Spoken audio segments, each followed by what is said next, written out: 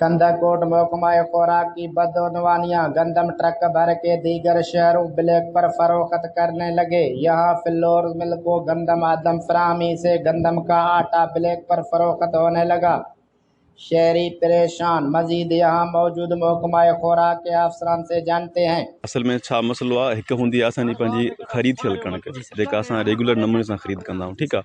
उते असां छा कंदा आहियूं, फूड जो बारदानो ॾींदा आहियूं ऐं फूड जे बारदाने में पैक थींदी आहे। ॿी हूंदी आहे असांजी कैप्चर्ड वीट। हाणे कैप्चर्ड वीट जो मक़सदु इहो हूंदो आहे जेका ज़ख़ीरा हूंदो त कणक पई हूंदी आहे पर उहा असांखे ॾींदा न आहिनि। हाणे हीअ जेका कणक आहे असांजी ज़ब्त कयल आहे, उहो इन करे आहे जेको आहे सो प्राइवेट बारदाने में आहे। हीअ वेंदी फूड वटि, असां हिनखे हितां खणंदासीं, हिन जो कांटो कराईंदासीं एज़ पर गवर्नमेंट रूल्स। जेका पेमेंट आहे उहा पेमेंट कंदासीं, उन खां पोइ असां जेको आहे सरकारी गोदाम ते जेको आहे सो हिन ज़िले खां छो भला ॿिए ज़िले ते शिफ्ट करे खणी वियो था, एरिया छा मक़सदु?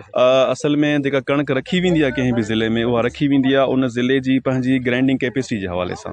जेका कश्मीर जेका ज़िलो आहे पंहिंजो कश्मीर कंदकोट, जेका उनजी ग्राइंडिंग कैपेसिटी आहे उहा 2 लख बोरियूं हूंदी, 2.5 लख बोरियूं हूंदी, उहा असां स्टॉक हिते रखंदासीं।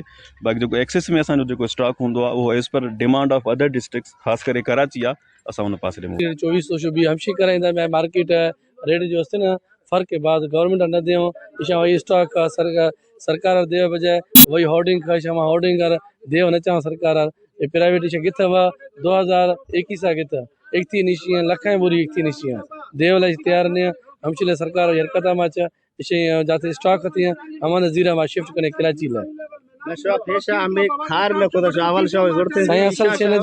असल से मैगोरा जो रेट भी 2200 भी ना हमारी सरा बरा भी मसलो समझे नहीं आंदा रेट 24 साल है ता 2400 सरा मार्च दे सर हमें कने दे।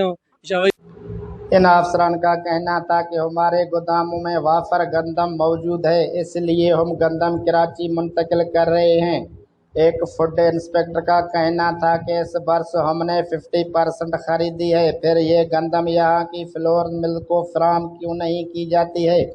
आला हुकाम इसका नोटिस ले। मोहम्मद उस्मान टावरी के साथ इस्लाम दीन बंगवार, वश न्यूज़ कंदाकोट।